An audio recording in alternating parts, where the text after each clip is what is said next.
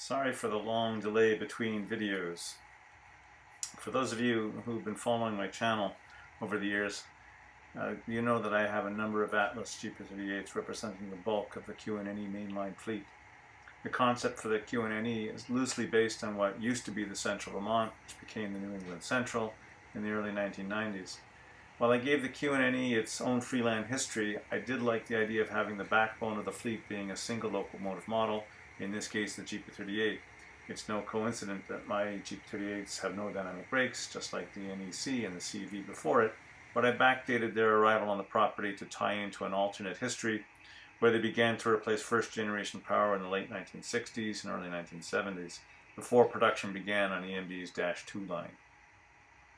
15 years ago, when I was still planning the Q&NE, I purchased 10 undecorated Atlas GP38 units before I'd even figured out my paint scheme, and then promptly put them in storage where they sat for at least 5 years. When I finally got around to creating a detailed backstory for the locomotive fleet, I calculated that the prototype Q&NE would likely have needed more than the 10 that I had purchased, but I also like the idea of having a couple of first generation dinosaurs and perhaps even a few modern locomotives like the 4-8 40Bs.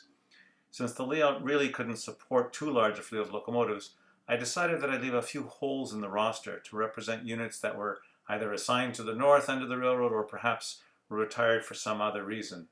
Sharp-eyed viewers of my videos may have noticed that you never see GP38s 76, 81, or 83. That's because they don't exist. I also mix in a leased Conrail GP38 occasionally to suggest that Q&NE is sometimes short of power. All this brings us around to the subject of this video. None of my GP38s are equipped with sound. It never made sense to spend the money to equip the whole fleet because the road locomotives spend most of their time in staging or at the shop. I have, however, been toying with the idea of upgrading a few of them with sound for local transfer or heavy switching duties. It occurred to me that this may be an opportunity to fill in some of the holes in the roster with newer and better detailed models, since I still have the custom decals for the missing units. I also like the idea of having some late model GP38-2s on the layout, but I needed a plausible excuse. The answer I came up with was that the original GP38s 76, 81, and 83 were involved in a terrible wreck sometime in the late 1970s, and when the Q&NE went to EMD for replacements, they purchased the latest version of the GP38. So how was I going to model this? Since it's almost impossible to find undecorated locomotives, I went looking online for some sound-equipped, non-dynamic GP38-2s that I can strip and detail for the late 1980s. I found a pair of CP XSU line units on sale, as well as a number of full-priced Illinois terminal units. The IT units would have been a simpler strip and repaint job, but I chose the cheaper, more challenging route. I already regret it. Quick refresher on the original GP38s. We note the horn type and placement, cab shades, a smaller 2,600 gallon tank, clean lines on the roof with no winterization hatch. Also no ditch lights front or rear. We'll get to that in a minute when we look at the CP units. Alright, let's take a closer look at the CP units. First thing we see is a very large plow. We see the ditch lights that we'll get back to in a moment. We see the all-weather cab windows. No horn on the cab. And we see the large fuel tank. And we see the horns, different type of horn than I prefer. And the large winterization hatch, which to me is just ugly. It hides the beautiful fans that I want to see. And on the rear end we see painted on number boards, which when you strip disappears, so how do you know where the number boards go? Also note the rear ditch lights. These things are incredibly oversized and just don't look right. You can't even get an HO scale person behind there on the platform. If I was going to keep the ditch lights or have ditch lights, I would much prefer them to be underneath the running boards. Well, we're about 5 minutes into the video and I figure I better show you the finished product before we get into all the details of what was done and how it was done. So here you see the finished thing. Notice that I did keep the cab window after all. I figured if these units are going to be doing a greater share of switching duties, it might be a useful thing to have. So back to our step-by-step deconstruction of the out-of-the-box GP38-2s. First thing that I noticed was the handrails were bent out of shape out of the box. So we needed to get Athearn to send me some replacements. Took a couple of tries before they got the right model with the anti-climber. I was also missing a few lift rings, but the oddest thing was that the cab windows on one of the units, I couldn't get it out. It was glued in place in the open position, so I needed some replacements to deal with that. Here's a look at the various parts that were required to convert this model. The first thing is the Canon treads for the anti-climbers front and back. This is because when we removed the ditch lights, there were big gaping holes that really didn't look good, just being filled with putty. Next are the Plano number boards to provide some definition to the rear number boards that were painted on the Soo-Line units. Beside them are the replacement Athearn fuel tanks, 2,600 gallon fuel tanks to replace the 3,600 gallon tanks that come with the Soo-Line units. Here's a side view comparison of the two fuel tanks. You'll see that there's quite a difference visually, which is what I liked about them. The odd thing is that although these are Athearn parts, they didn't actually fit the underframe. I actually had to cut out the rear end of it so that it would fit underneath the frame. And moving along, here we see the brass replacement horns to match the ones on the Atlas locomotives. And then we get to something that is often overlooked. Class lights. Yeah, most modern locomotives don't have class lights anymore. So the Soo-Line units, being a late version with CP paint on it, had the class lights plated over or removed. But back in the late 70s, when the Q&NE purchased them, they still had class lights, so we needed to install them. Lastly, we have the replacement plows. You may notice that there's actually 4 of them here. That's because I've always wanted to add plows to my GP10. They looked kind of bare without them, but now I think they look really sharp with plows on both ends.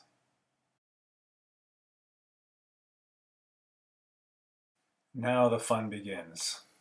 The shell is removed, a photo is taken to remember where all the wires go, and we start disconnecting things.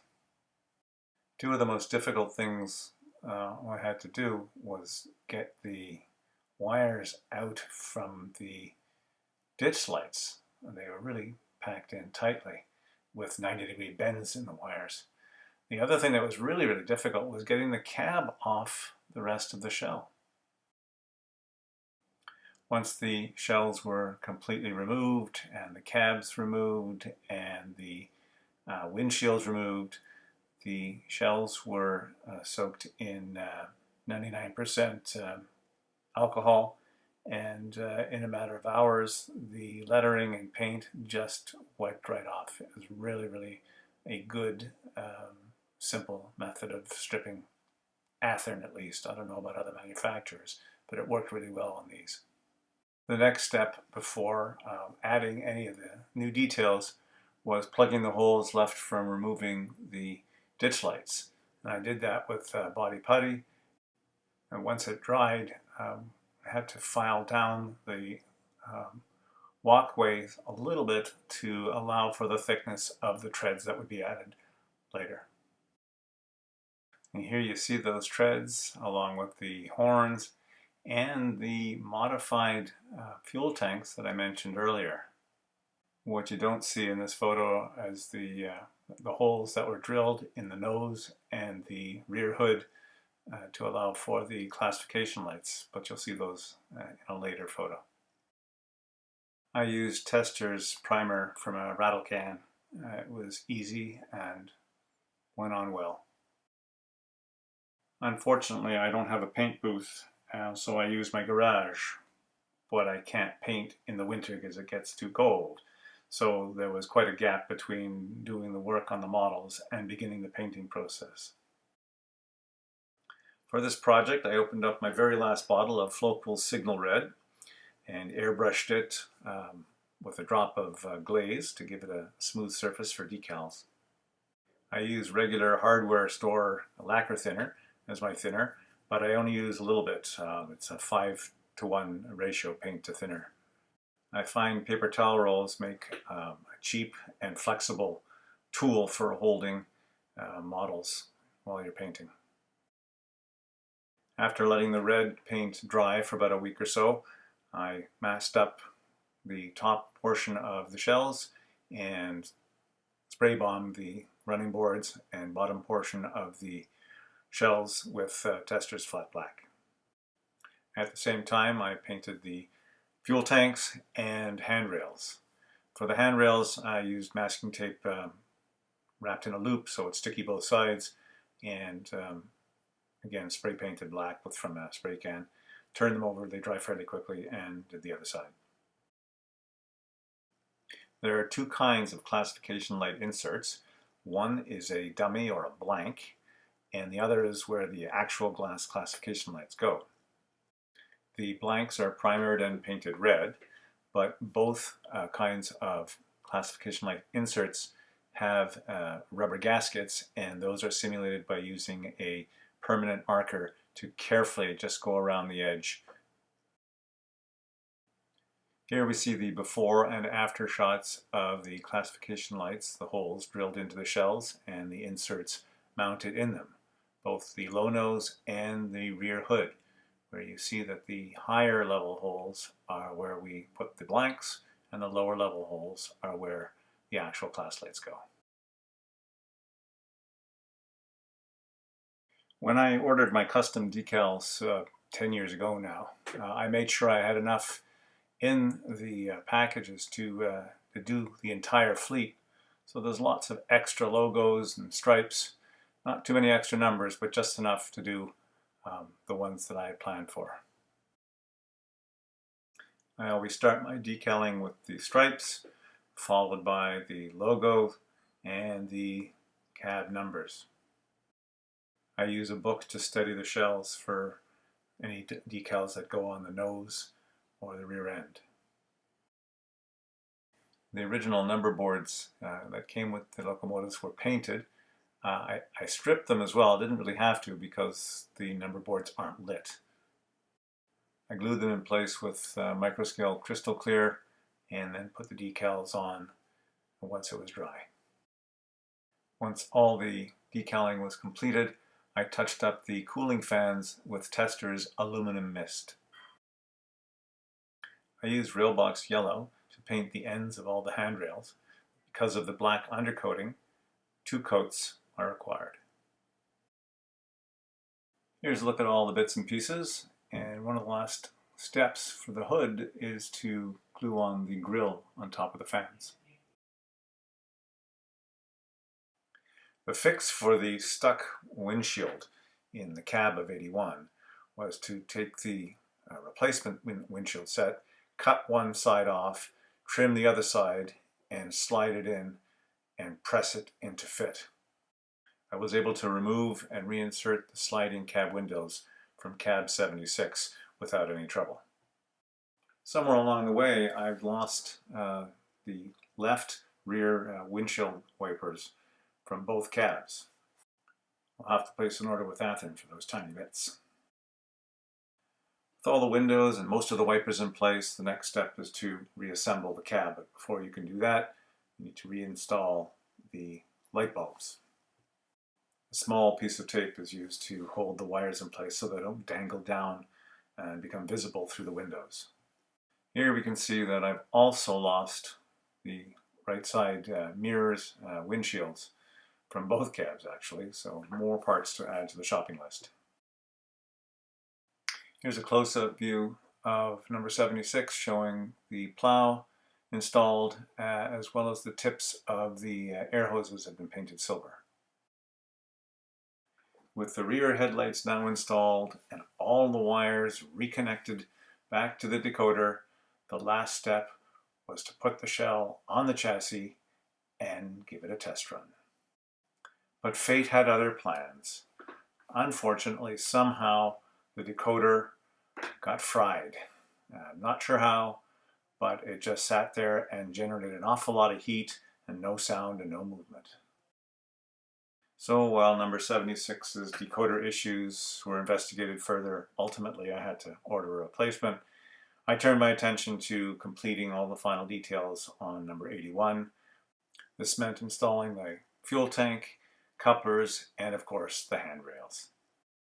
After 2 coats of paint, it was absolutely essential to remount the pre-drilled holes for the stanchions with a pin vise, otherwise they would just not fit. And now, after a full 1-year rebuild program, number 81 makes her operational debut on the Quebec and New England Road.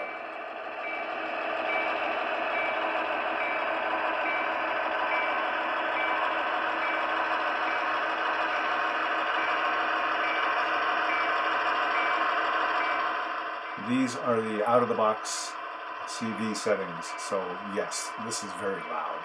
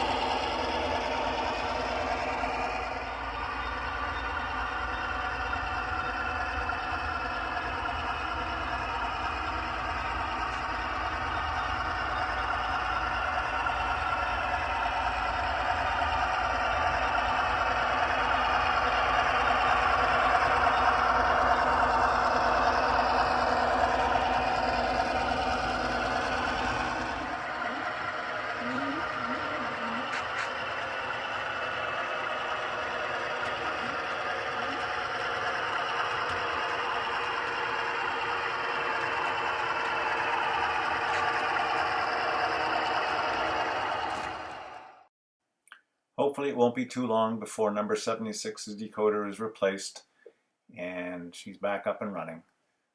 Something to look forward to on our next video.